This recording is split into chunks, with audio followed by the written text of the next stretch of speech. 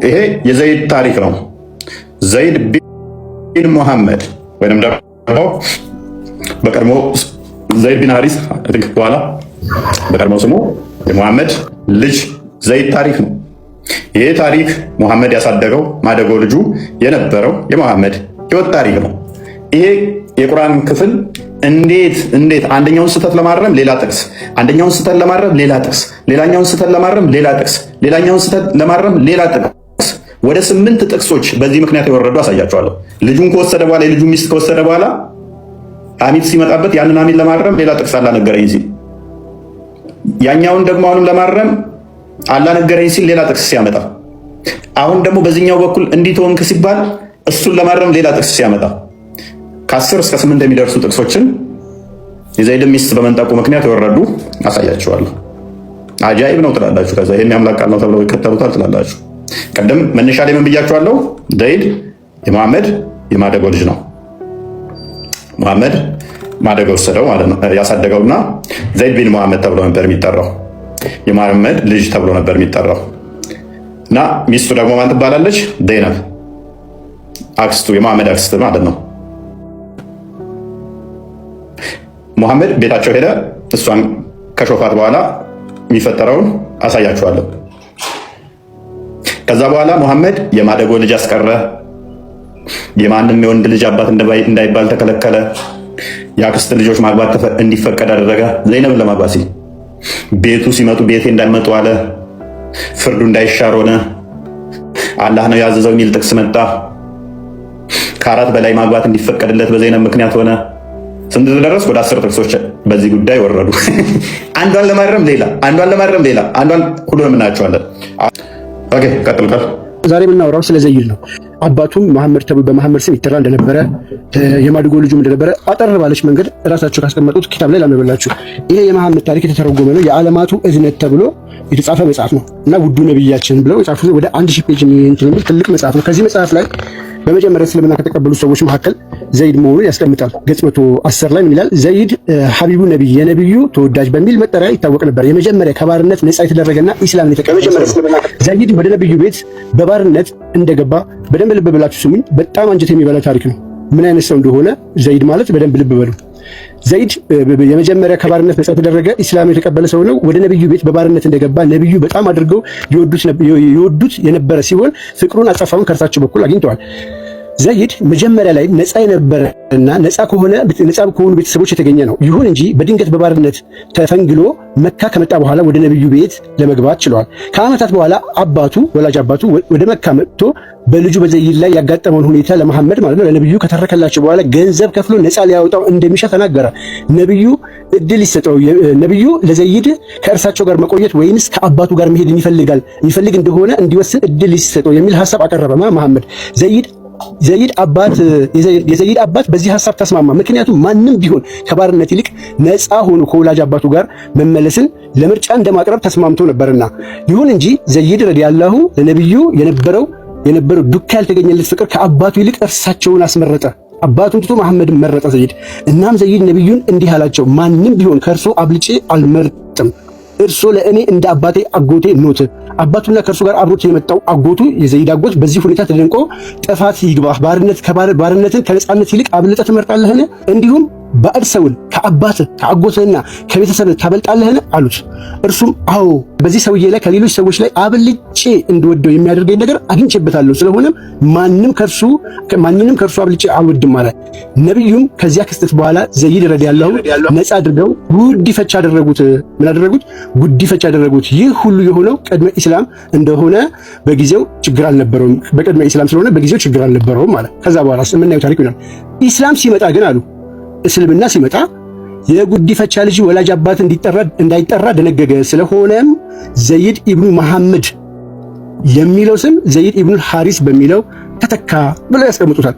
ዘይድ እንግዲህ ታሪኩ እንደተከታተላችሁት ባጭሩ ባሪያ የነበረ ወላጆቹን ትቶ መሐመድን ወዶ ቤተሰቡ ሁሉ ነገሩ በቃ ህይወቱን የሰጠ ሰው ነው። እንግዲህ ከቤተሰባችሁ በላይ አመናችሁ የመረጣችሁት ሰው ከዛ በኋላ ግን መከደድ የደረሰበት ሰው ነው ማለት ነው። ይሄ የዓለማቱ ጦርነት ላይ ነው። በጣም አሳዛኝ። እንግዲህ በደንብ አስተውሉ። ዘይድ ከቤተሰቡ ከእናት አባቶቹ ይልቅ መሐመድን ወዶ ከመሐመድ ጋር አባቴ ነህ አንተ አንተ በጣም ለእኔ ቅርብ ነህ ከእናትህ አባቴም ከአንተ ጋር አብሬ እኖራለሁ ብሎት አባቱ ተብሎ በአባትነት ይጠራ ነበር መሐመድ። መጨረሻ ላይ ግን ምንድነው መሐመድ ያደረገው? ከዕለታት አንድ ቀን ወደ ዘይድ ቤት ሄደ። መሐመድ ወደ ዘይድ ቤት ሲሄድ ቤቱ ዘይድ አልነበረም፣ ዘይነብ ነበረች። ንፋስ ልብሷን ገለብ ሲያደርግ ሰውነቷን አየው መሐመድ። ወው አላ ወው ውበት የሰዎችን ልብ ምቀየር አላል ሙሐመድ። ከዛ ግባ ስትለው አልገባም ብሎ ወደ ቤቱ ተመለሰ። ን ዘይድ መጣ። ወደ ቤቱ ሲመጣ ሙሐመድ መጥቶ ነበር አለችው ዘይነብ። ምን አለሽ አላት። ነገረችው ያለውን። ዘይነብ ደግሞ በጣም ዘለለች፣ ተደሰተች በዚህ ምክንያት። ከዛ ዘይድ ሲመጣ ዘይነብ ነገረችው። ሙሐመድ እኮ አደነቀኝ፣ ቁንጅናዬን እንዲህ ብሎ አሞካሽ አለችው። ከዛም ዘይድን ናቅናቅ አደረገችው፣ ሚስቱ ማለት ነው። ቀጥታ መጣና አባቴ ሙሐመድ ሚስቴን ትፈልጋታለህ? ውሰዳት፣ ልፈታት ነው አለው ሙሐመድ። ከዛ ምን አሰበ? እኔ ባገባት የልጁ ሚስት አገባ እባላለሁ። ጠበሪ በደንብ አድርጎ አስቀምጠዋል። አባቴ በደንብ የልጄ ሚስት ባገባ ሰዎች ምን ይሉኛል አለና አሰበ። ሰዎችን ፈራና አይ አትፍታት አለው። ሱራ 33 37 ላይ አለ። ከዛ አሰበና በቃ አላስችል ሲለው እንዴት አድርጎ ይወሰድ? ከዛ ምን አለ? አላህ መገለጥ አመጣልኝ አለ። ሰዎች የምትፈራ ሆነ ሚስትህን በአንተ ዘንድ ያዝ ስትል አላህ ልፈራ የተገባ ሲሆን ለምን እንደዛ ትላለህ? ዘይድ ጉዳዩን በፈጸመ ጊዜ አንተን አጋብቻለሁ የሚል መገለጥ አመጣ። አሁን ያልኳችሁ ሙሉ ተርታውን ላንብብላችሁ፣ በደንብ አስተውሉ። አላህም ነፃ በማውጣት በእርሱ ላይ ለለገሰው ሰው ለዘይድ አላህ ገላጭ የሆነን ነገር በነፍስህ ውስጥ የምትደብቅና በምን ውስጥ በነፍስ ውስጥ የምትደብቅ የሚደብቀው ምንድን ነው? አገባታለሁ እያለ ነው። የፈራው ማንን ነው? ክፍሉ ይናገራል። በነፍስ ውስጥ የምትደብቅና አላህን ልትፈራው ይልቅ የተገባ ሲሆን ሰዎችን የምትፈራ ሆነ ሚስትህን በአንተ ዘንድ ያዝ፣ ከመፍታትም አላህን ፍራ በምትል ጊዜ አስታውስ። በደንብ አስተውሉ።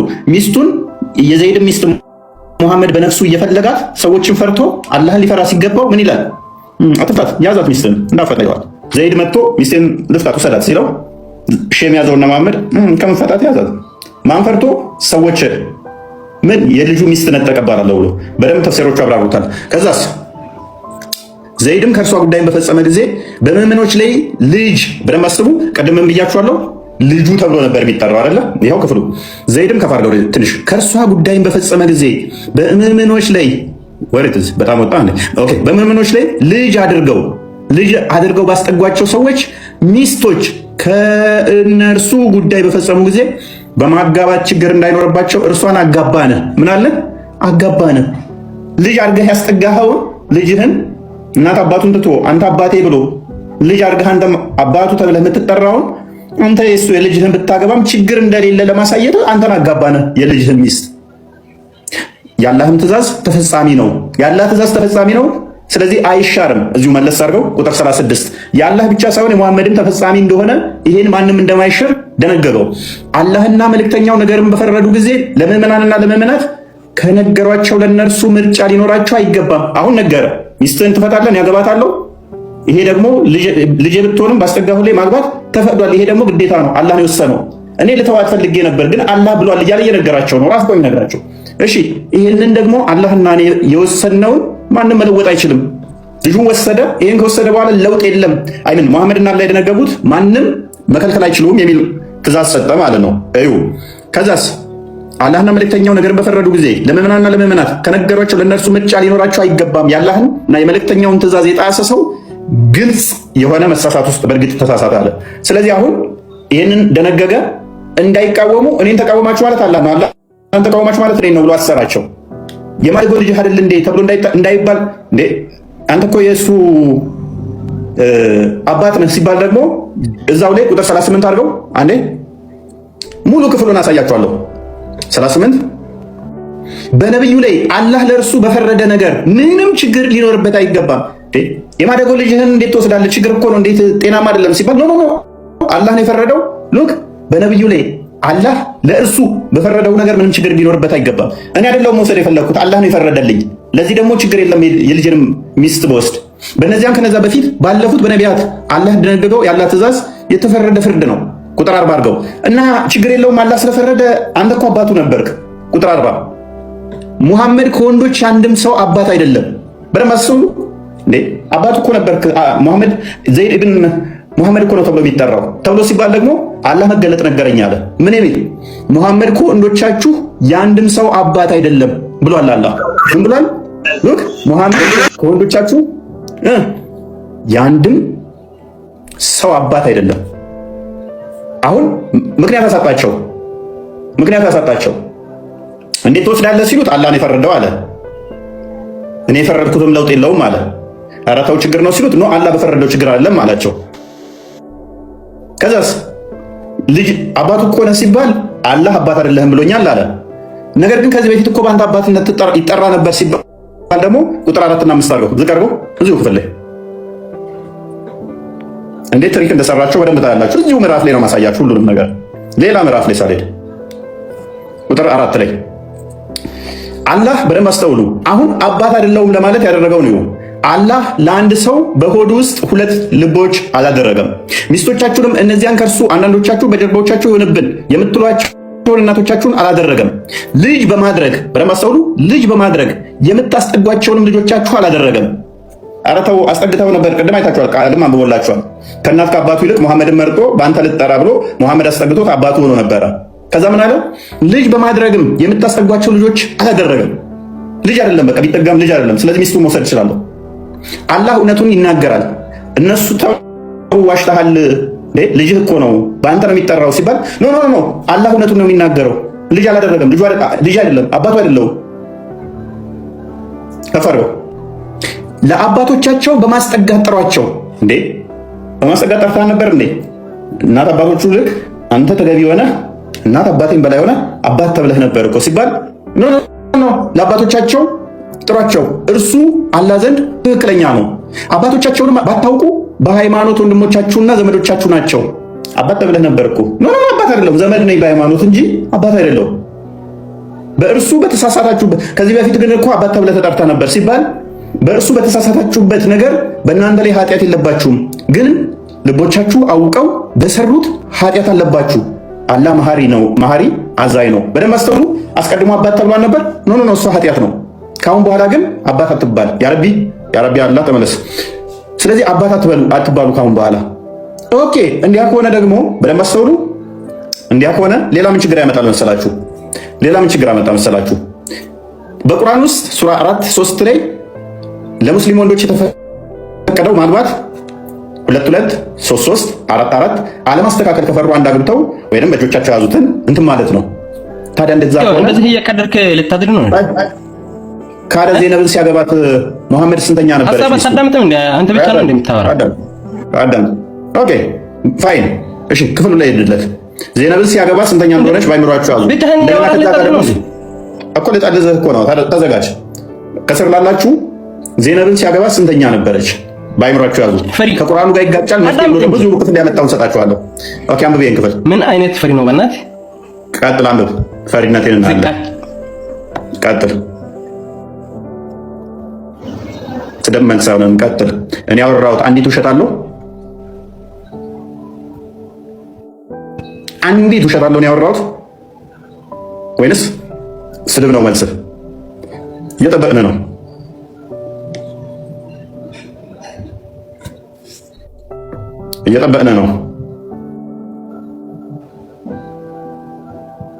አንዲት ማይክ ኦፍ አታድርግ። እንደሚመልስ ጎረሃን ነበር እና ቻሌንጅ አድርገኝ። አንዲት ስህተት አላት ያወራኋት።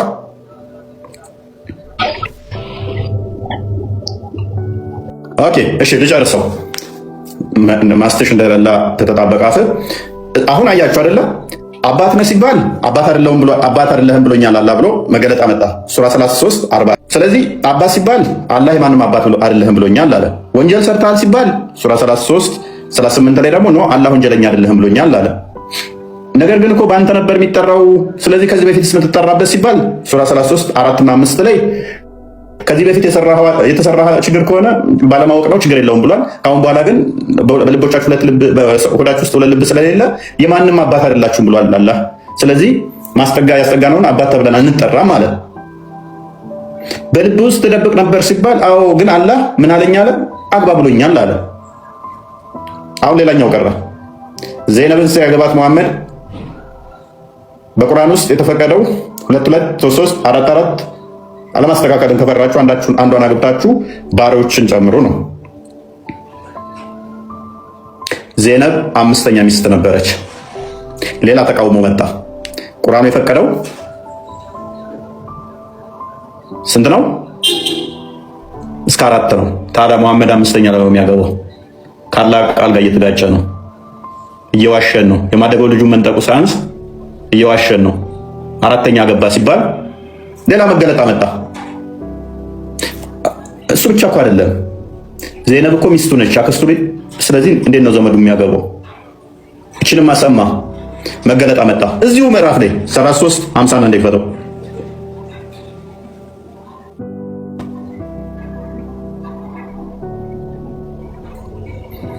ኦኬ መገለጣ መጣ። ዘመድህን ሚስት እንዴት ታገባለህ? እንዴት ከ4 በላይ ታገባለህ ሲባል መገለጥ መጣ።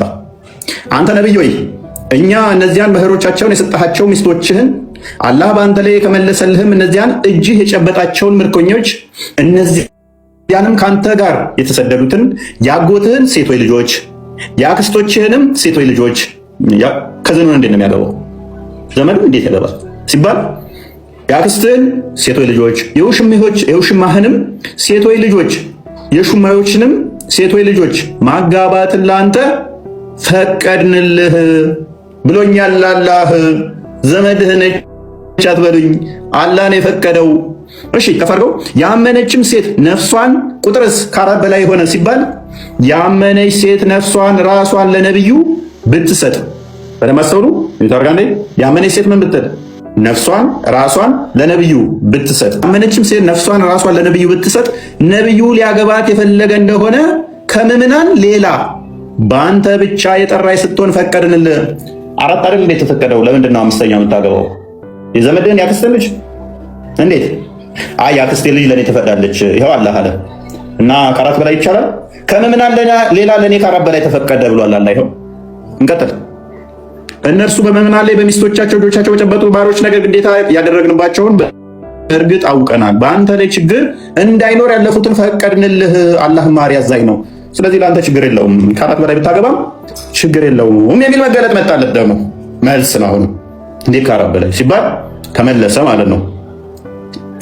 ከዛ የሰርጉ ዕለት ምን ቢፈጠር ጥሩ ነው? የሰርጉ ዕለት ምን ቢፈጠር ጥሩ ነው? እሱን ሐዲስ ላይ ያሳያችኋለሁ። የቁርአኑን ልጨርስና ቀጥታ ዘይድን ራሱኑ ነው የራሱ ሚስት አባቴ መሐመድ ሊያገባሽ ይፈልጋል ብለህ ንገራት ነው። እኔ እንደምፈልጋት ንገራት አለው። እንግዲህ አስቡ፣ አባታችሁ ተብሎ የሚጠራው አካል ሚስታችሁን ቤታችሁ መጥቶ ተመኝቶ ሚስታችሁን አሞግሶ መውሰዱ ሳያንስ ከዛ ደግሞ ራሳችሁኑ ሚስታችሁ ጋር ሄዳችሁ እንደምፈልጋት ንገራት እንዳገባት ስለሆነ ብሎ ራሳችሁን ሚስታችሁ ጋር ሲልክ እሱን አዲስ ያሳያችኋለሁ። ቁርአኑ ላይ ግን ላሳያችሁ። ከዛ በኋላ ከ4 በላይ ያመነ ነፍስ ራሷን መስጠት ከፈለገች ለሱ ከምዕመናን ሌላ ከ4 በላይ ተፈቅዷል ሲባል ሴቶቹ ግር ብለው መጡ መሐመድ ጋር እኔ ሲሉ አይሻ ታዘበችና ሴቶች አፍሩም እንዴት ነው ስለ ወንድ ራሳቸውን አሳልፈው የሚሰጡት አለች። ሐዲስ ላይ ነው አሳያችኋለሁ። እሱ አሁን ቁርአኑን ጨርስ። ከዛ በዚህን ጊዜ ኦኬ መሐመድ በዚህ ይሄንን መሰረት አድርገው ቁርጡቢ ምን ይላል? መሐመድ ሚስትህን ካያት ዞር ብሎ ከወደዳት ባልየው ምንም ሳያቅማማ ሚስቱን ለመሐመድ መስጠት አለበት። ለመሐመድ ከተሰጡ ፕሪቪሌጆች ውስጥ መሐመድ እንደሌሎቹ ይሄ ጥሎሽ ሳይሰጥ ማግባት ተፈቀደለት። እነኚህ ነገሮች ወደ 15 ጥቅማ ጥቅሞች በዚህ ጋር የተያዙ ተሰጥቶት ለመሐመድ አሁን። ስለዚህ አንተ ሚስት ጋር ስትሄድ መሐመድ ዞር ብሎ ካያት ደስ ካለችው ማስረከብ ግዴታ ሆነ። ከዘይድ ጋር ተያዘ ማለት ነው። ከዛስ ወንዶቹ ምን አሰቡ? ሐዲስ ላይ አለ፣ እሱን አሳያችኋለሁ። ተፍሲር ላይ አለ። ሚስቶቻችንን መሐመድ እየወሰደ ካለ በህይወት ስለዚህ ያለን አማራጭ አነስተኛዋ አይሻ ነች። እሱ ሲሞትም ቢሆን እናገባታለን ማለት ጀመሩ። ቤት ውስጥ ማለትም የሰርጉ ዕለት ዘይነብን የሚያገባለት። ከዛ ቁጭ ብለው ሲወያዩ መሐመድ ተንቆራጠጠ፣ ወጣ፣ ሚስቶቹ ጋር ሄደ። ሁሉንም አያቸው፣ ጠየቀ፣ ሰላም ናችሁ አላቸው፣ ተመለሰ። 3 ጊዜ እንደዚህ ያደረገ። ሲያቸው 3 ሰዎች ቁጭ ብለው እየተጫወቱ ነው። ከዛ በጣም ተናደደና አላህ እንዲህ ብሏል አለ፣ እናንተ ሰዎች አላህ ወደ ነብዩ ቤት ሳትጠሩ እንዳትመጡ፣ ከተጠራችሁ ምግብ ከበላችሁ በኋላ ወዲያውኑ ተቤቱ ተበተኑ፣ ለወግ የምትጫወቱ ሆናችሁ ቤቱ አትቀመጡ። ይሄ ነብዩን ያስቸግረዋል። አላህ መሐመድ አይናፋር ነው፣ አላህ አያፍርም። ሚስቶቹን መቼም ቢሆን እንዳታገቡ፣ ሚስቶቹን ቢሞትም በህይወትም እያለ እንዳታገቡ አይቻልም፣ ይሄ ከባድ ኃጢአት ነው ብሏል አላህ አላቸው። ከፍ አድርገው ቁጥር 53 ላይ ያው ላመበላችሁ አልኩት። እናንተ ያመናችሁ ሆይ መድረሱን የማትጠባበቁ ሲሆን ወደ ምግብ ካልተፈቀደላችሁ በስተቀር የነብዩ ቤቶች በምንም ጊዜ እንዳትገቡ አለ። ምክንያቱም እሱ የሰው ቤት ገብቶ ነው ሚስቱን ዘይነብን አይቷት የወሰደው። እነሱም እሱ ቤት የሚገቡ ከሆነ ይሄ ሰርጉ ለታ ነው፣ ዘይነብን ያገባለት የተካሄደ ነው። ቁጭ ብለው ሲጫወቱ እሱ ሰው ቤት ሄዶ ነው ሚስቱ ያን የነጠቀው። ቤት እንዳትገቡ ነው። ኦኬ፣ ግን በተጠራችሁ ጊዜ ግቡ፣ በተመገባችሁ ጊዜ ወዲያውኑ ተበተኑ። ለወግ ቁጭ ብለው ሲጫወቱ እኮ ነው ሲጫወቱ። ይህንን አልሚቅባስ ሚን ተፍሲር ኢብን አባስ ሶስት ሰዎች ይላቸዋል። አይሻን ስለማግባት እየተጫወቱ ነበረ። በቃ መሐመድ ያለን ተስፋ ካሁን በኋላ መሐመድ የኛ ሚስት አይቶ ከወደዳት መስጠትኛ ግዴታችን ከሆነ ያለን አማራጭ በቃ መሐመድ ሲሞት አይሻ ማግባት ነው ብለው እየተጫወቱ ነበር ይላል። እሺ እንቀጥል። ግን በተጠራችሁ ጊዜ ግቡ፣ በተመገባችሁ ጊዜ ወዲያውኑ ተበተኑ፣ ለወግ የምትጫወቱ ሆናችሁ አትቆዩ። ይህ ነብዩን በእርግጥ ያስቸግረዋል፣ ከእናንተም ያፍራል። ራሱ እኮ ነው እየነገራቸው ያለው። አላህ ነው ያለው ነብዩ ያፍራል ብሏቸዋል። ራሱ እኮ እየነገራቸው ነው። ልክ እንደዚህ ማለት እኮ ነው። ኢየሱስ እንዲህ ብሎኛል፣ እፎይ ያፍራል፣ ኢየሱስ ግን አያፍርም። ቲክቶክ ላይ ምን ትሰራላችሁ? ውጡ ከቲክቶክ ብሏል። እኔ አይደለሁም ያልኩት፣ ኢየሱስ ነው ያላችሁ። እኔ አይናፋር ነኝ፣ ቤቴ እንዳትመጡ ብሏል። እኔ አይደለሁም ያልኩት፣ ኢየሱስ ነው ያላችሁ። እኔ አይናፋር ነኝ፣ እኔ አልናገርም እንደዛ ብዬ እንደማለት እኮ ነው። ይኸው በተመገባችሁም ጊዜ ወዲያውኑ ተበተኑ፣ ለወግ የምትጫወቱ ስትሆኑ አትቆዩ። ይህ ነብዩን በእርግጥ ያስቸግራል፣ ከእናንተም ያፍራል። ግን አላህ ከእውነት አያፍርም። ዕቃንም ለመዋስ በጠየቃችሁ ጊዜ ከመጋረጃ ኋላ ሆናችሁ፣ ትንሽ ከፍ አድርገው፣ ከመጋረጃ ኋላ ሆናችሁ ጠይቋቸው። ሙሐመድ የዘይድ ሚስት ሊያናገር ሲሄድ መጋረጃው ገለጥ ሲል ነው ሰውነቷን ያያት። መጋረጃው አልተሸፈነም ነበር። ስለዚህ ምን አለ አሁን? እሱ ምን አይነት ትእዛዝ ሰጠ? ዕቃንም ለመዋስ ካሰባችሁ ምን ሆነ አለባችሁ? ውጭ ሆናችሁ እንጂ ከመጋረጃ ፊት ለፊት መምጣት አትችሉም። ሚስቶቼን ማየት አትችሉም ነው። ኦኬ ቀላል። እሺ ይሁን። ይህ ለልቦቻችሁ ለልቦቻቸውም የበለጠ ንጽህና ነው አለ። የአላህም መልእክተኛ፣ በደንብ አስተውሉ፣ የአላህም መልእክተኛ ልታስቸግሩ ሚስቶቹንም፣ ቅድም ያልኳችሁ ሚስቶቹንም ከእርሱ በኋላ ምንጊዜ እንድታገቡ ለእናንተ አይገባችሁ። ይህ አላህ ዘንድ ከባድ ኃጢአት ነው። አሁን መሐመድ ምን አይነት ፕሪቪሌጅ ተሰጠው? ያንተ ሚስት ካየ ማግባት ይችላል። አንተ ግን የሱ ሚስት ማግባት አትችልም። ቢፈታትም ቢሞትም ማግባት አትችልም የሱ ሚስት። አያችሁ እንዴት እንዳሰራቸው። ይሄንን ህግ መጣስ ይቻላል ወይ? ይሄን ህግ መሻር ይቻላል ወይ? ይሄው ምዕራፍ ቁጥር 36 ላይ አላህና ነብዩ የደነገጉትን ለማናችሁም መለወጥ የለም አለ። ታሪኩ ይሄን ይመስላል። በሐዲስና በተፍሲር ካስደገፍነው ደግሞ ራሱን የቻለ ድራማ ይሆናል። ይሄ ቁርአኑ ነው። እዚህ ላይ ተቃውሞ ያለው አለ።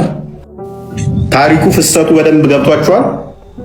ያልኩበት ያስረዳውበት እያንዳንዱ ቁርአኑ ክፍል እንዴት እንደተያያዘ አያችሁታ?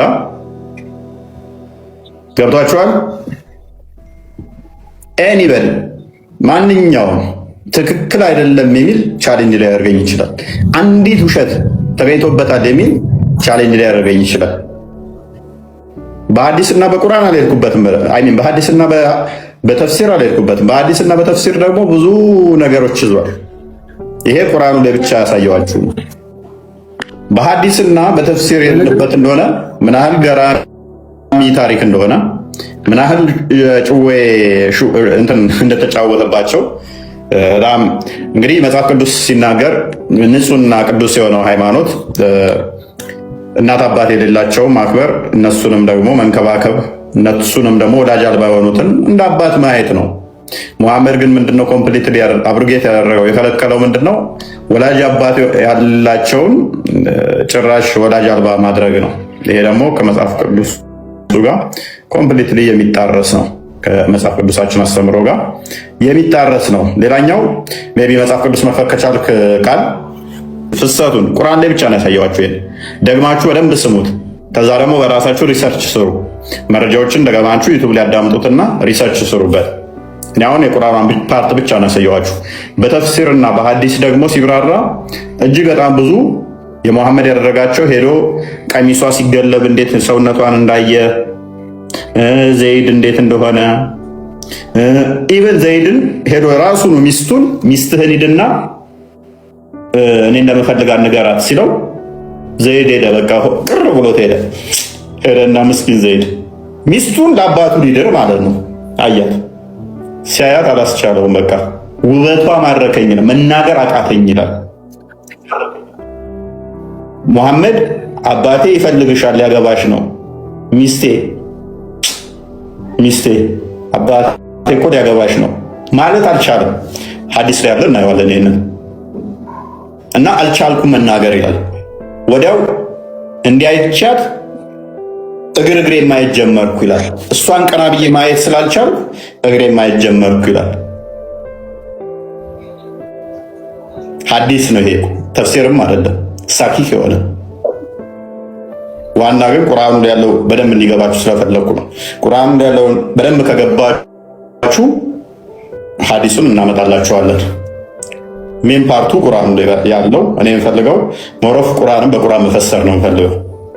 ሶሪ አይ የተናገርከው ነገር በሙሉ ታሪኩን ማለት ነው እያንዳንዷን ቃል በቃል ቁርአኑን የፈሰረበትን እፎይ እዚሁ የከፈትኩላችሁ መጽሐፍ ላይ ገጽ 622 ጀምሮ በጣም እያንዳንዱ ቁጥር እያስቀመጠ ተናገረው። ከቁጥር 4 ከቁጥር 3 ጀምሮ እንደው በጣም ረጅም ስለሆነ በጣም የከበደኝን እኔ ሳነበው በጣም ፊል ያደረኩበትን እስኪ ላካፍላችሁ እዚሁ መጽሐፉ ላይ